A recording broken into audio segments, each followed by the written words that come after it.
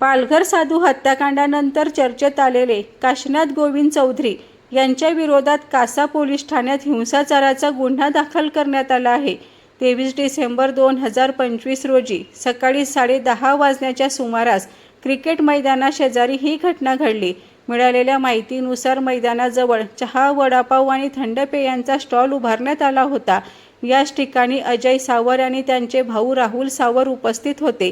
दरम्यान काशीनाथ गोविंद चौधरी, शैलेश सांबर, जयवंत भुरभुरे आणि वसंत चौधरी हे चौघे घटनास्थळी आले आणि इथे स्टॉल कसा लावला असे म्हणत वाद घालण्यास सुरुवात केली। स्टॉल इतरांनीही लावल्याचे सांगितल्यानंतर वाद चिघळला आणि थेट शिवीगाळ व मारहाणीपर्यंत प्रकरण गेले असा आरोप फिर्यादीत करण्यात आला आहे।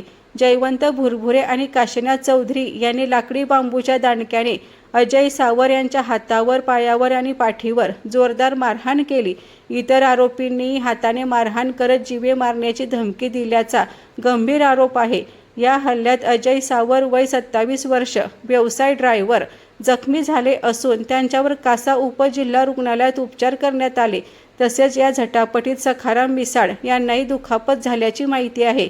उपचारानंतर अजय सावर यांनी कासा पोलीस ठाण्यात तक्रार दाखल केली आणि भारतीय न्याय संहिता 2023 मधील संबंधित कलमांतर्गत या 4 जणांविरोधात गुन्हा दाखल करण्यात आला आहे।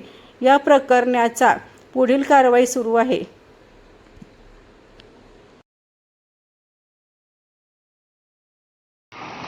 नमस्कार, माझे नाव शीतल जयेश चौधरी। काशीनाथ चौधरी माझ्या नवऱ्याला वारंवार जीवे मारायची धमकी देत आहे। उद्या उठून बरं वाईट काही झालं जे जिम्मेदार काशीनाथ चौधरी आणि त्याचे कार्यकर्ते असतील। धन्यवाद।